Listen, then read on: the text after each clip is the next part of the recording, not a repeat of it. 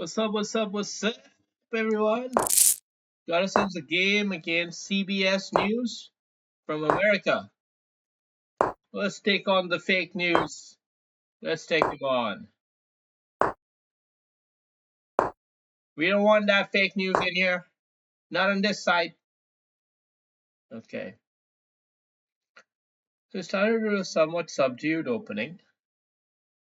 And one of the ideas is to just take a bit more space and hold. That's a valid idea. Another idea could be to, I don't know, let's get the bishop out. Thing is, I'm deferring my decision to play knight f3. I think with the queen moving out, I'm more inclined to invest a move in queen c2. Fuck. That's just amateur hour stuff, man. Shit. Totally amateur hour. Okay. What do we do here? Do we try to simplify a little bit? I think we should take off that fianchettoed piece and maybe at least settle for gaining a tempo. We gain a tempo, but we lost a pawn, so we're quite far behind and it's not looking good. I'm a little bit annoyed about it. He doesn't have the bishop pair, so we shouldn't worry too much about winning that bishop, trading that bishop. What we should do is we should try to understand the game, understand the position. The dark squares are very weak for me, and for him potentially, but more so for me. I'm gonna offer a trade of knight for bishop. He's taken the trade because he's a pawn up.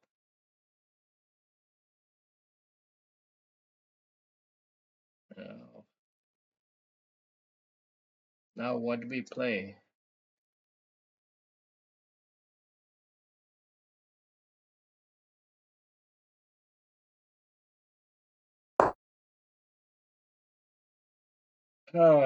Natural moves are not so easy to find. But we're pawn down, and yeah, we want to keep these minor pieces on the board. Maybe what we can afford to consider trading is pawns.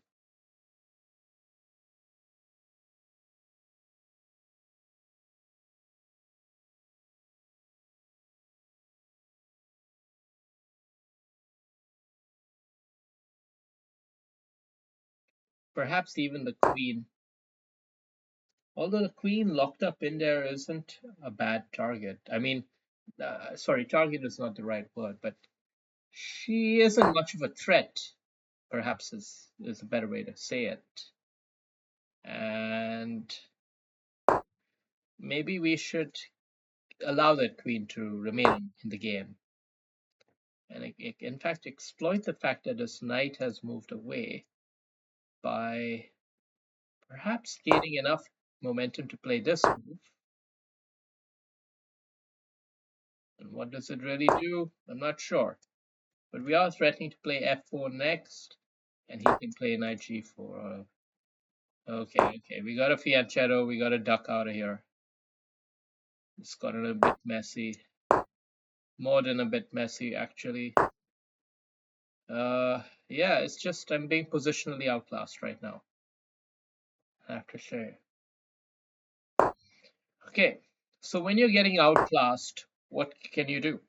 What can you do when you're getting outclassed? It's not much. Not much, but we have to find the answers. We have to strive to find the answers. And maybe then, just maybe, the way will come forward. Okay, so what I don't like about the position is that I don't really have much going for me. The knight is just passive. All his pieces are quite active. Wonderful outposts. Uh, but he is starting to run short of moves now. And we are going to not slow up. We're not going to slow down because we need to keep the pressure going on him too. We're going to allow this knight to come here. It's like, it's not a big deal, right? It's not a big deal. Um,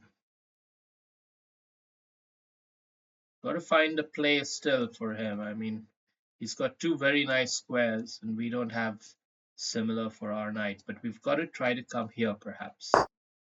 Okay, now if he's settled for this side of the board, then maybe.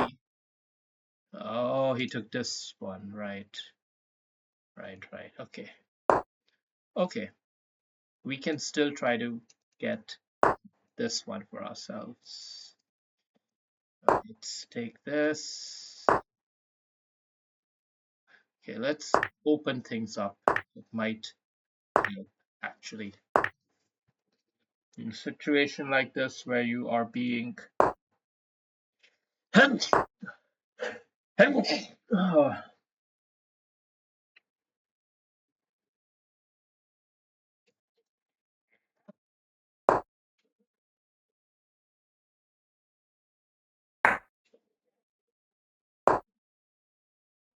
sorry, having allergy attack or something.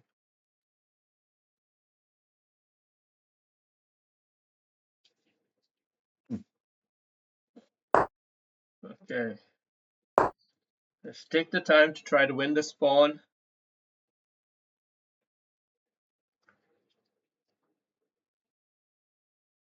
Then get the king out of the way.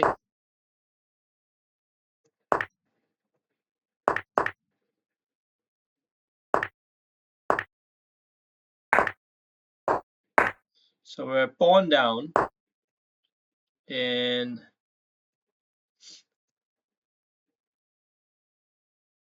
the end game, and we don't have a clear winning plan.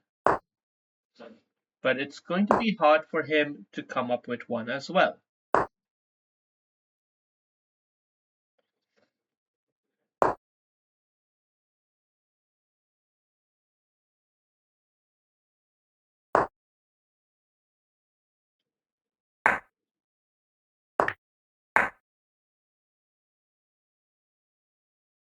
This is classic endgame tactics here. Really tricky endgame tactics.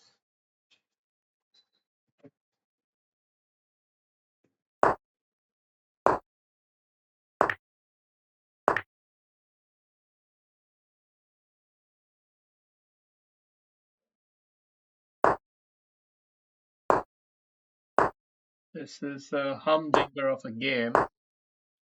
We find ourselves in a terrific position out of nowhere.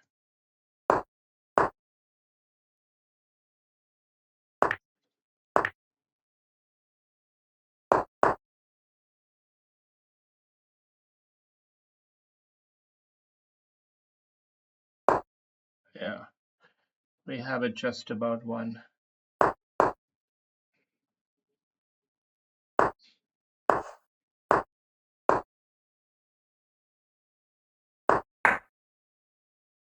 But it's actually a draw, I think, because it's the C pawn, although he needs to be accurate with the draw.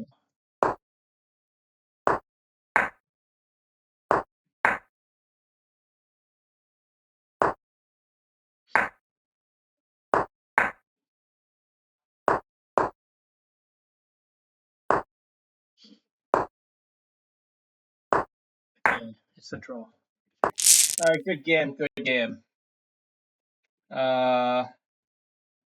Yeah, I was definitely losing like hell there, but managed to just pull it back towards the end a bit. Shoddy game, really shoddy game. Maybe even it was worse than Kukesh versus Ding, I'm not sure. But anyway, what did we do here is we didn't go F4. It's hard to know when you should expand and claim more space and when you should just keep it conservative. It's honestly not so easy to know. But we still found a fairly good, healthy position until we gave up this bloody pawn like an idiot. We were down right from the get-go, basically, and played some moves, we played some chess. Black always had the edge, always had a nice, healthy edge in the position, and that edge slowly started to grow as he found the way for these knights to just develop such a unhealthy bind on me. But he released some of that tension and then lost a critical square for his knight, which was a mistake for him. He exchanged it for this square instead, which was maybe not so bad. But anyway, the game continued, and here was a clear blunder actually by me. I mean, I think you just take it even and you win a pawn right there. But he didn't do that. He doubled down, and we got a chance to get into this weird sort of setup that we can still kind of hold the position together. It's not really one together. It's definitely winning for black, but you have to be precise, and this is not the precise move. Can you believe that? The precise move is to take away the tempo for white. The tempo or the zugzwang escaper move, sometimes you need a filler move in the end game. You need a filler move. And black makes sure that by playing this, black would have made sure that white wouldn't have that filler move. White doesn't have any chance to actually win a pawn because if he goes for it, this pawn's going to queen. So white has no choice but to just hang around actually. Therefore, by taking away moves from white, you're squeezing him further. That was what black missed here. And it made all the difference, but white didn't take his opportunity. Now, white needed to play the pawn up. Why? Because it's going to have something to do with opposition. Okay, let's see. Yeah, you can see it becomes an opposition position after this.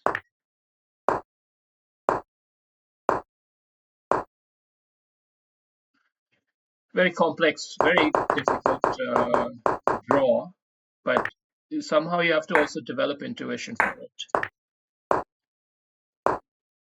So both of us making errors here because even this is not really doing anything for me, actually. But that's really bad. This is a really bad move because you're hoping for what? You can't just climb around here and come there. You still got to go through this side to get it over here. It's a very far stretch. So what else can you do? You can move the pawn up, and then if he just goes here, then you're stuck in the same problem that white has, where he can't take this because of the queening pawn. Similarly, over here, black wouldn't be able to take this because of this queening pawn. So it's just no plan, no thinking about the end game. Uh, but even I made a mistake yet again another mistake because now he zugzwanged me here. He zugzwanged me, and I thought, well, at least I have enough time to play this move. But really, what I should have done is I should have played that move right before. That was the only way to keep the equilibrium for white. By doing this, then we maintain this sort of opposition equilibrium, which, although I understand that it is a draw here, it's not an easy one to play in practice for white because, well, at some point black is going to play this. White's going to come here and black's going to come here. And now white is going to have to create that counter threat on this side of the board and use that to kind of offset flank the king. So, well, maybe it's playable still, but yeah. All right.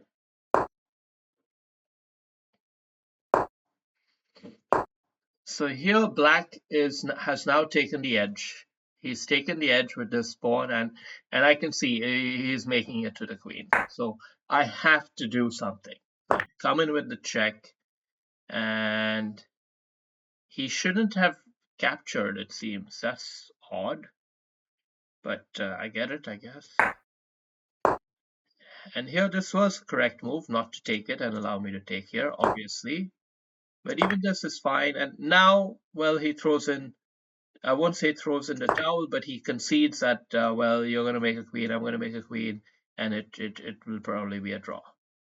So he takes that, and it's still an even game here, according to computer, according to AI, but not an easy one to play, because that right there is yet another blunder, right?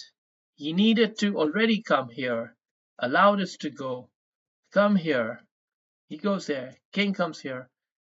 I don't know, I don't even know what's going on, but it's a crazy game, and let's just see it.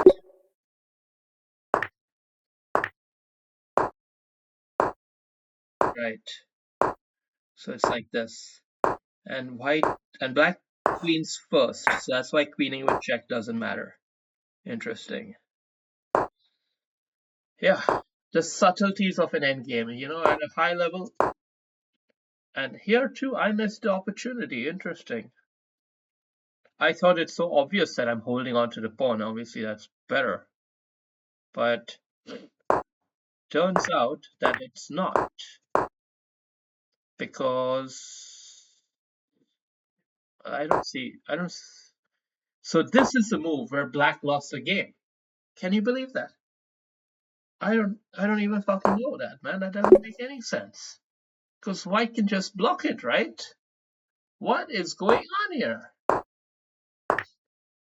No, I mean, that this we know is wrong, but why can't white just block it? Why can't he just come here? And then black goes forward, forward, forward, forward, forward, queen, and you make a queen. Oh, bloody hell. So all the difference comes down to is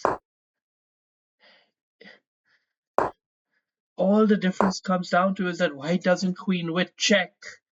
Therefore, black has to threaten to get into the corner and prevent the loss.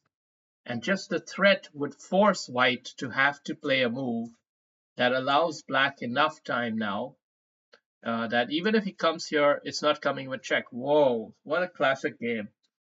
Learn your end games, guys. So many points to gain in the end games. Cheers.